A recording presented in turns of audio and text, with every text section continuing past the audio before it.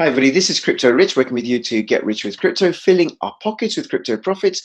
I have with me Veronica from the SafePal wallet. This claims to be a very, very safe wallet, a great, easy, secure way of keeping your cryptocurrencies on a hardware wallet, which is the safest way to keep them. Now, before I introduce her, I want to let you know this is not investment advice. And also, please comment. Have you used the SafePal wallet? Are you likely to use it? What do you think of it? And subscribe if you're watching me on YouTube. Come and follow me over on BitTubers, where you can earn cryptocurrency in the form of tube for watching content and reward content creators like myself. All right, so before we start, quick word from a sponsor. Irkutsk, Siberia, which has a cold climate and very, very low electricity costs.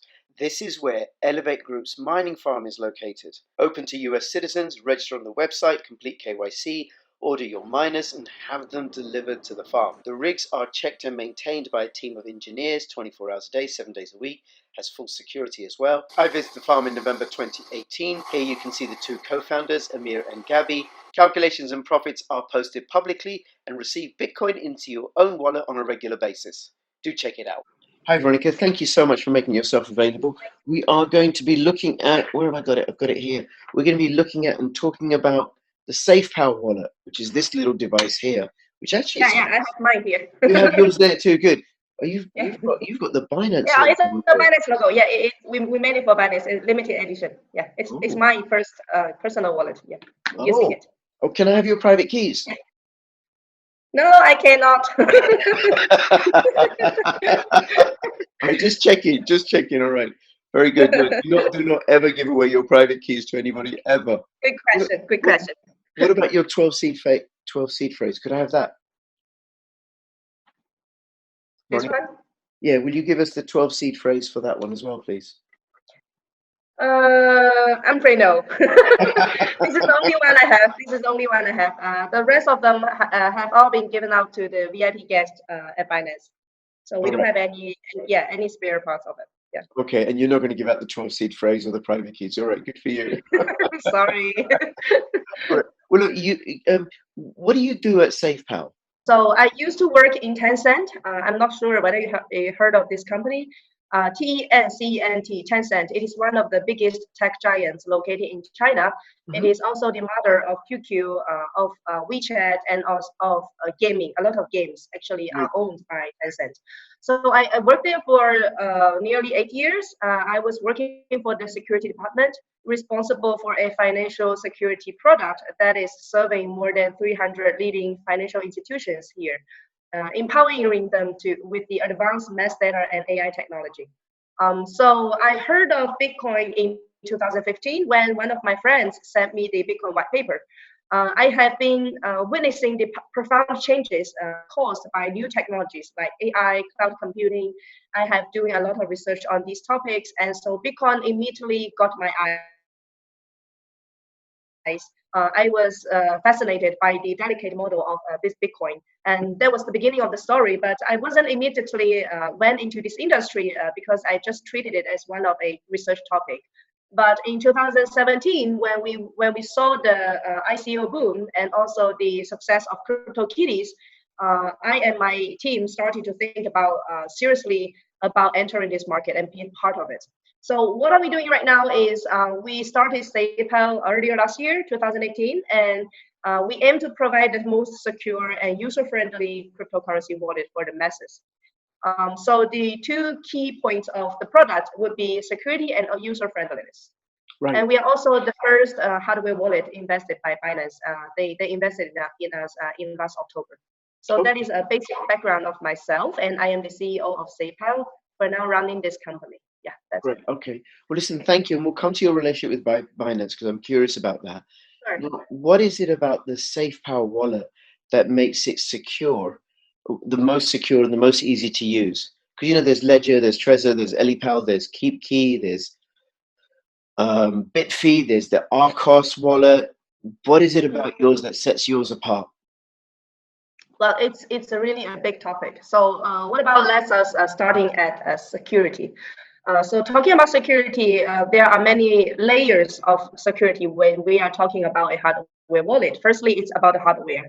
So the hardware architect, the hardware user interface, and the firmware logic, they are all related to security. And the second layer would be the software, including the firmware inside and also the SafeHealth app, right? So this is also related to security. So the most how to say, the most attracting highlights of a SafeHealth S1 is firstly, it is 100% offline device. It doesn't has any Bluetooth, Wi-Fi, NFC module inside it.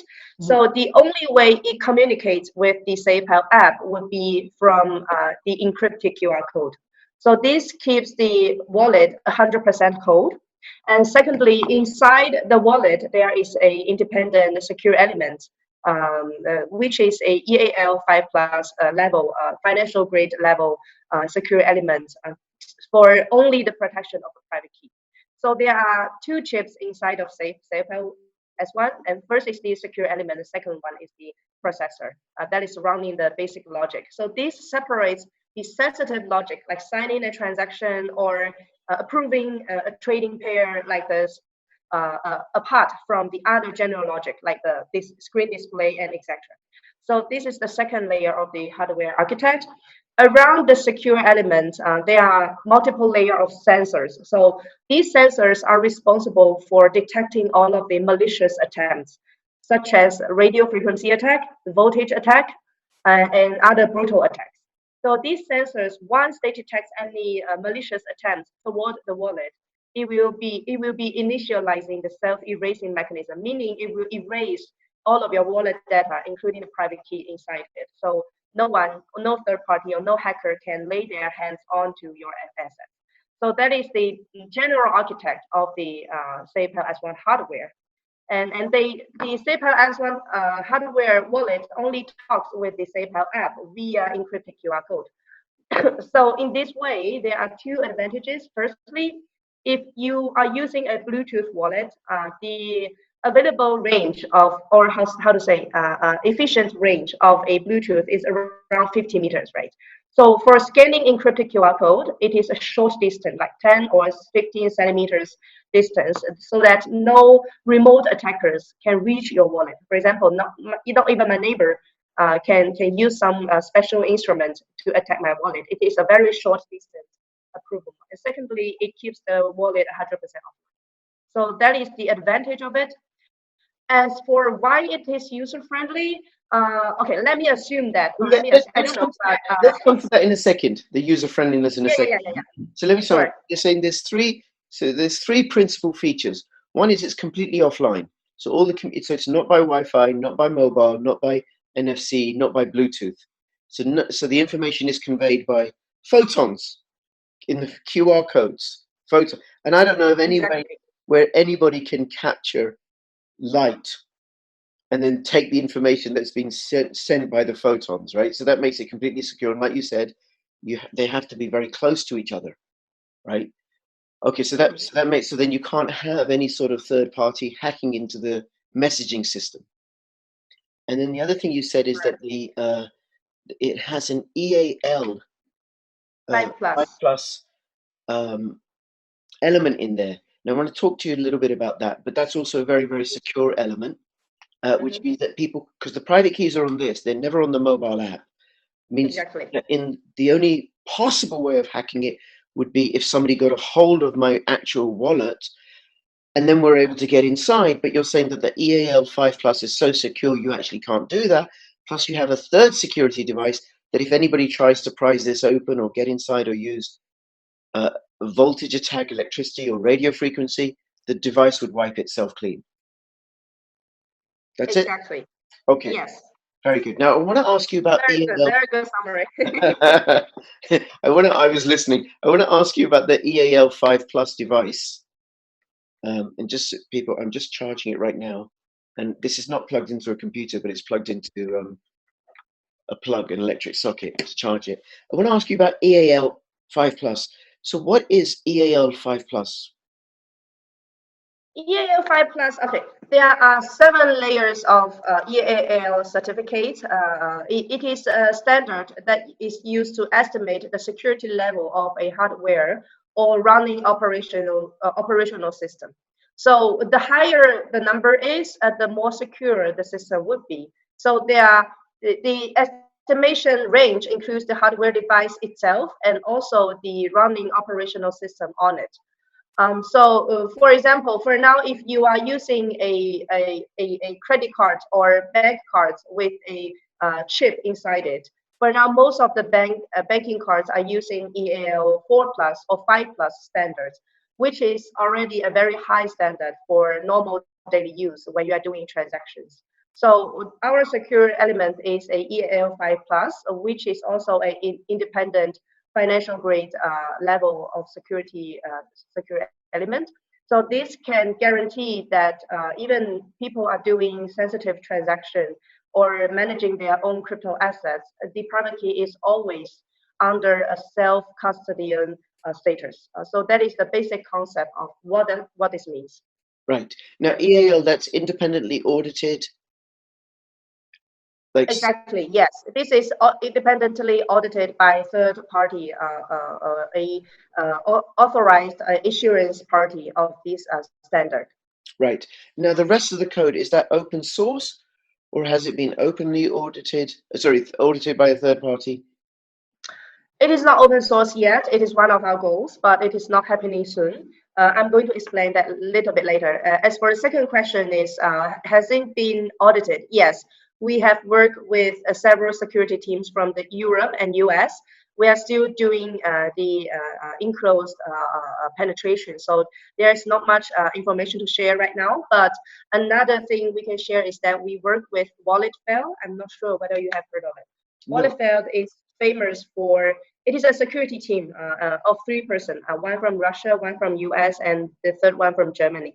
And this security team actually hacked Ledger and Trezor, and they actually took this research to the CCC conference in 2018 in Berlin.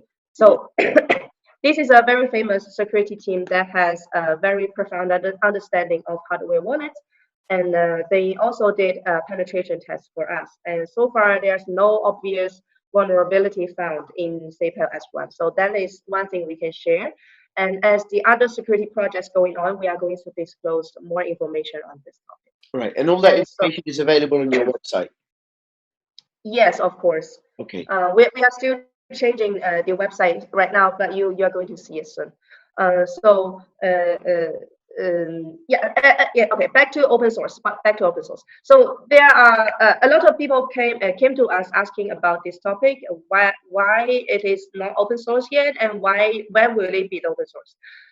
So open source from our point of view is a double-sided sword. So people often tend to have a stereotype thinking about open source is equal to security, but it is truly not. So open source doesn't necessarily equal to security. It is only equal to transparency. It means that you are going to open up all of your hardware, firmware, software details so that third parties can check and examine whether you are saying you are honest. So open source doesn't necessarily mean security. It means that people can trust you when you are open source. So I have seen a lot of projects opening up their codes on GitHub, but actually the codes are very problematic. So for us, we take a cautious attitude upon open sourcing, and it is one of our goals, but we are not going to do it soon. We are going to do it step by step, probably starting from the app, and then coming next the communication parts and the firmware parts. So it takes much longer than we expected. And yeah, this is also our general attitude about this topic. Yeah. Right. Okay. All right. Thank you for that.